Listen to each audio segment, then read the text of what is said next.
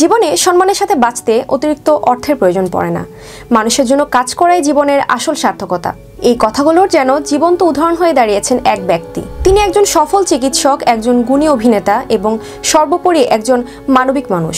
বলছি ডাক্তার এজাজুল ইসলামের কথা।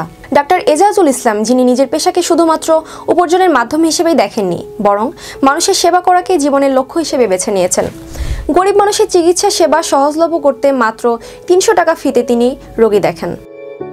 আর এ কারণে সাধারণ মানুষের কাছে তিনি পরিচিত গরিবের ডাক্তার নামে। ডাক্তার এজাজের বক্তব্য অনুযায়ী ডাক্তার মানে শুধু রোগীর কাছে টাকা দাবি করা নয়, আমাদের কাজ মানুষকে সুস্থ করা, তাদের পাশে দাঁড়ানো।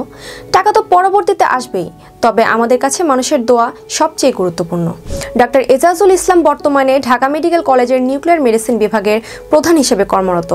পেশাগত জীবনের সাফল্য ছাড়াও তার রয়েছে এক অনন্য সুনাম। জীবনে যে সাফল্যই আসুক, তিনি তার মানবিকতার জায়গা থেকে কখনো সরে যাননি। কেবল চিকিৎসক হিসেবেই নয়, তিনি একজন দক্ষ অভিনেতাও। টেলিভিশন নাটক এবং চলচ্চিত্রে তার দুর্দান্ত অভিনয়ের জন্য তিনি পেয়েছেন জাতীয় চলচ্চিত্র পুরস্কার। কিন্তু তার প্রকৃত পরিচয় তিনি মানবিক গুণাবলীর জন্যই অর্জন করেছেন। ১৯৮৪ সালে রংপুর মেডিকেল কলেজ থেকে MBBS সম্পন্ন করে চিকিৎসা জীবনে পা রাখেন ডাক্তার এজাজ। পরবর্তীতে বঙ্গবন্ধু শেখ মুজিব মেডিকেল বিশ্ববিদ্যালয় থেকে নিউক্লিয়ার মেডিসিনে স্নাতকোত্তর ডিগ্রি অর্জন করেন। অথচ এত সব অর্জনের পরেও তিনি সাধারণ জীবনযাপন করেন। তার সম্পর্কে এক রোগী বলেন, ডাক্তার এজাজ স্যার আমাদের মতো গরিবদের জন্য একটা আশীর্বাদ। এত কম টাকায় তিনি রোগী দেখেন, তা আমরা কল্পনাও করতে পারি না।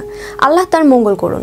ডাক্তার এজাজ বিশ্বাস করেন, টাকা উপার্জনের চেয়ে মানুষের সেবা এবং সাহায্য একজন চিকিৎসকের প্রধান লক্ষ্য হওয়া উচিত। তার জীবন দর্শন এবং কাজ থেকে দেশের তরুণ ডাক্তারদের শেখার আছে অনেক কিছু। ডাক্তার এজাজুল ইসলাম প্রমাণ করেছেন, জীবনে সত্যিকারের সুখ অর্থে নয়, মানুষের হৃদয়ে জায়গা করে নেওয়ার মধ্যেই।